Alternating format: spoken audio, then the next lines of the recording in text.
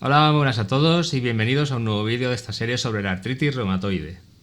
Hoy vamos a profundizar en un tema crucial para quienes sospechan que pueden tener artritis reumatoide o ya han recibido este diagnóstico. Cómo se diagnostica esta enfermedad, vamos a explorar los síntomas, las pruebas necesarias y lo que puedes esperar durante el proceso de diagnóstico. ¿Empezamos?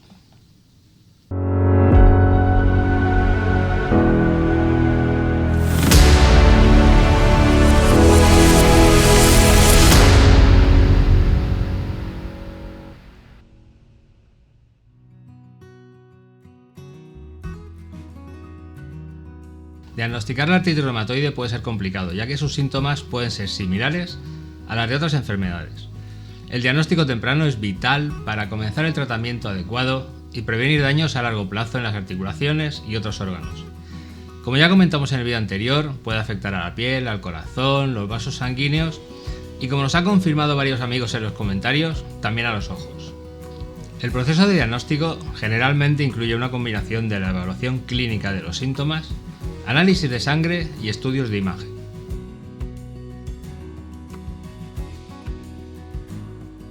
Los primeros síntomas de la artritis reumatoide pueden ser sutiles.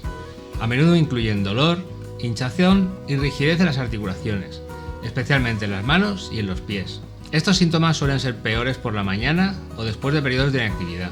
Otros síntomas pueden incluir la fatiga, la fiebre baja o la pérdida de apetito.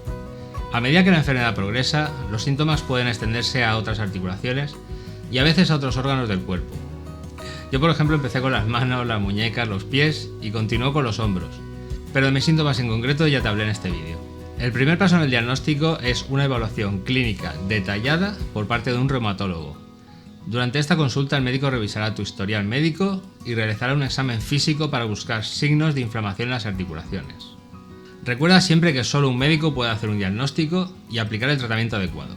El reumatólogo también evaluará la simetría de los síntomas, es decir, si las mismas articulaciones en ambos lados del cuerpo están afectadas, lo cual es típico de la artritis reumatoide.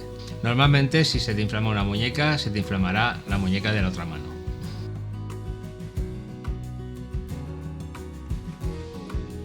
Después de la evaluación clínica, se realizan análisis de sangre para ayudar a confirmar el diagnóstico. Las pruebas más comunes incluyen el factor reumatoide, que es un anticuerpo que se encuentra en la sangre de la mayoría de las personas con artritis reumatoide. Sin embargo, no todas las personas con artritis reumatoide tienen FR positivo y algunas personas sin artritis pueden tener FR positivo. Por eso también buscamos anticuerpos antipéptidos cíclicos citrulinados, anti-CCP. Estos anticuerpos son más específicos para la artritis reumatoide y pueden ayudar a confirmar el diagnóstico si están presentes. También la velocidad de sedimentación globular VSG y proteína C reactiva PCR, y no confundir con la PCR del COVID. La velocidad de sedimentación globular VSG mide la inflamación en el cuerpo. Una VSG elevada puede indicar la presencia de inflamación, pero no específica de la artritis reumatoide. Y la proteína C reactiva PCR, similar a la VSG, también mide los niveles de inflamación en el cuerpo. Como ves, todas las pruebas van dirigidas a comprobar los indicadores inflamatorios del cuerpo en sus diferentes formas y poder conocer el origen de un proceso inflamatorio que no tiene por qué ser artritis. Y por último tenemos la respuesta inmunológica anormal. En las personas con artritis reumatoide, el sistema inmunológico, que normalmente protege al cuerpo de infecciones, se vuelve contra los propios tejidos del cuerpo atacándolos.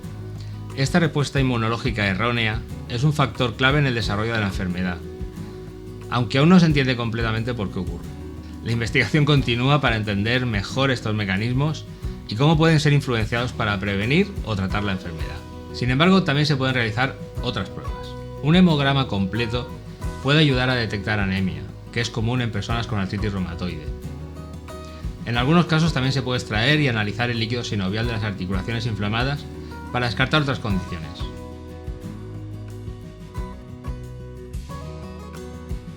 En cuanto a los estudios de imagen, también las radiografías de las articulaciones afectadas pueden mostrar daños articulares característicos de la artritis reumatoide, como erosiones óseas y disminución del espacio articular.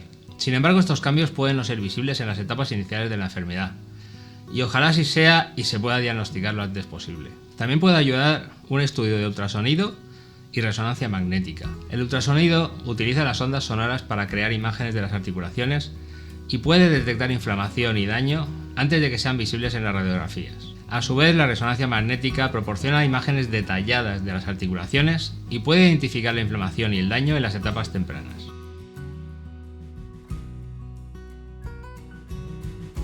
Es importante diferenciar la artritis reumatoide de otras condiciones que pueden presentar síntomas similares, como la osteoartritis, el lupus, la gota y las infecciones articulares. El reumatólogo utilizará la combinación de la evaluación clínica, los análisis de sangre y los estudios de imagen para hacer esta distinción. No es fácil detectar la artritis reumatoide.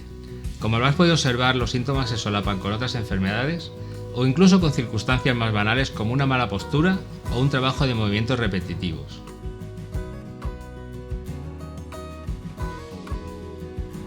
Como puedes ver, diagnosticar la artritis reumatoide puede ser un proceso complejo, pero es esencial para comenzar el tratamiento lo antes posible y minimizar el daño a largo plazo. Si experimentas síntomas como dolor, hinchazón y rigidez en las articulaciones, consulta a un médico porque un diagnóstico temprano y preciso puede marcar una gran diferencia en la calidad de vida.